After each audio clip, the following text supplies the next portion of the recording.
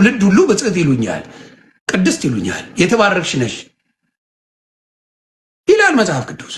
የት ቦታ ነው አመስግናችኋት የምታውቁ? በእሷ ስም ምንም በስጋ እንኳን አልወለደችውም የምትሉ አይደላችሁ እንዴ? እንኳን ልታመሰግኗት በቅጡ እንኳን አታከብሯትም። ይሄ መጽሐፍ ቅዱሳዊ ንግግር ነው። ዘላችሁታል። በማንም የለም እያላችሁ መቀበጣጠር የምታውቋት የፈረደባት 5 ጥቅሶች አሉ። እሷን ይዛችሁ ነው ፉን ስትሉ የምትሉት። ሌላ የምታውቁት ታሪክ የለም። ክርስቶስ አዳይ ነው። ክርስቶስን በስነ ስርዓት እየጾመች አብይ ጾም ጾማ የክርስቶስን ማዳን የምትናገረው ኦርቶዶክስ ናት።